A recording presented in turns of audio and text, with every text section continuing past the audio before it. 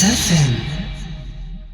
Jusqu'à présent, on nous a servi à l'opinion publique une seule thèse, le tueur au scooter, responsable de cette mort. Il n'y avait pas d'autre choix face à ce type surarmé et qui était capable de faire face à 300 ou 400 policiers, même si on n'avait pas sur le palier 300, enfin des services spéciaux, on va dire.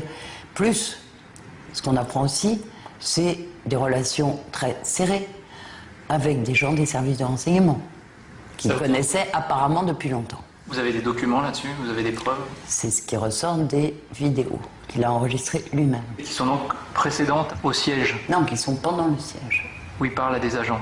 Voilà, on lui envoie les gens qu'il connaît pour négocier. Et on lui propose de partir à l'étranger, de changer de nom, de l'exfiltrer en quelque sorte. Et qu'est-ce qu'il répond à ça? Et comme il refuse, on décide de l'éliminer. Ce qu'on comprend, c'est que Mohamed Merah est quelqu'un qui est piégé, qui n'est pour rien, enfin grosso modo, hein, qui n'est pas responsable des accusations contre lui, et qui réaffirme plusieurs fois: pourquoi est-ce que vous me tuez? Je suis innocent, vous le savez. Innocent même des 7 meurtres. C'est sans doute ce qu'il veut dire, oui. On ne pourra jamais en savoir plus puisqu'ils ont choisi de faire en sorte qu'il ne puisse plus jamais parler. Mais comment vous expliquez que si Mohamed Merah n'était pas l'auteur des tueries, il soit en possession et d'armes à feu et de films qui apparemment montrent les assassinats? Vous vous souvenez de l'affaire des Irlandais où M.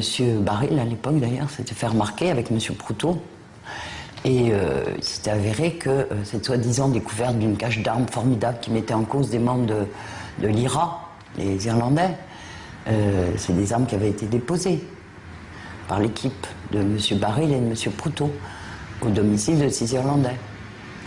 Ça arrive quelquefois. Hein. Moi, ce que je trouve qui serait digne, c'est que le parquet, qui a tous les moyens, que n'ont pas des avocats, on va dire, aille au-delà du mur de verre un peu opaque que les services de l'État opposent toujours aux recherches judiciaires.